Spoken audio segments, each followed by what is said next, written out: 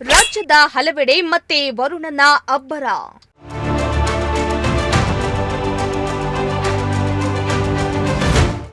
ಇಪ್ಪತ್ತೆರಡು ಜಿಲ್ಲೆಗಳಿಗೆ ಹವಾಮಾನ ಇಲಾಖೆಯಿಂದ ಯೆಲ್ಲೋ ಅಲರ್ಟ್.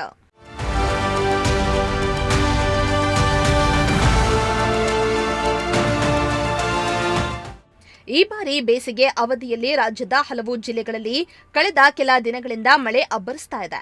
ಇಂದು ಸಹ ರಾಜ್ಯದ ವಿವಿಧೆಡೆ ಗುಡುಗು ಸಹಿತ ಮಳೆಯಾಗುವ ಸಾಧ್ಯತೆ ಇದೆ ಎಂದು ಹವಾಮಾನ ಇಲಾಖೆ ತಿಳಿಸಿದ್ದು, 22 ಜಿಲ್ಲೆಗಳಿಗೆ ಯೆಲ್ಲೋ ಅಲರ್ಟ್ ಅನ್ನು ಘೋಷಿಸಿದೆ.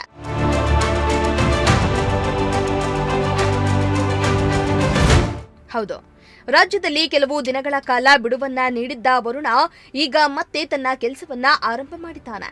ರಾಜ್ಯದ ಹಲವು ಜಿಲ್ಲೆಗಳಲ್ಲಿ ಅಲ್ಲಲ್ಲಿ ಮಳೆಯಾಗ್ತಾ ಇದ್ದು, ಭಾರೀ ಬಿಸಿಲಿನಿಂದ ಬಸವಳಿದಿದ್ದ ಜನರಿಗೆ ಮಳೆರಾಯ ತಂಪೆರೆದಿದ್ದಾನೆ.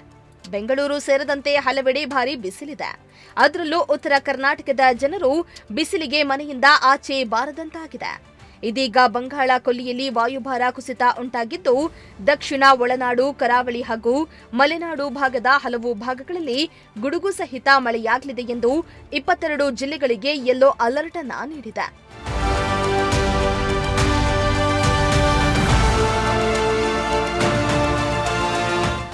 ಇನ್ನು ಬಳ್ಳಾರಿ, ವಿಜಯನಗರ, ದಾವಣಗೆರೆ, ಚಿತ್ರದುರ್ಗ, ತುಮಕೂರು, ಹಾಸನ, ಮಂಡ್ಯ, ಬೆಂಗಳೂರು, ಕೋಲಾರ ಸೇರಿದಂತೆ ಹಲವು ಜಿಲ್ಲೆಗಳಲ್ಲಿ ಗಂಟೆಗೆ 30 ರಿಂದ 40 ಕಿಲೋಮೀಟರ್ ವೇಗದಲ್ಲಿ ಗಾಳಿ ಬೀಸಲಿದ್ದು, ಮಳೆಯ ತೀವ್ರತೆ ಹೆಚ್ಚಾಗಲಿದೆ ಎಂದು ಹವಾಮಾನ ಇಲಾಖೆ ಮಾಹಿತಿಯನ್ನ ನೀಡಿದೆ. ಒಟ್ನಲ್ಲಿ ಒಂದ್ ಕಡೆ ಮಳೆ ಸುರಿದ್ರೆ ಇನ್ನೊಂದು ಕಡೆ ರಾಜ್ಯದ ಕೆಲವು ಭಾಗಗಳಲ್ಲಿ ತಾಪಮಾನ ಏರಿಕೆಯಾಗ್ತಾ ಇದ್ದು, ಬಿಸಿಲಿನ ತೀವ್ರತೆ ಮತ್ತಷ್ಟು ಹೆಚ್ಚಾಗ್ತಾ ಇದೆ. Bureau report, Prajashakti TV.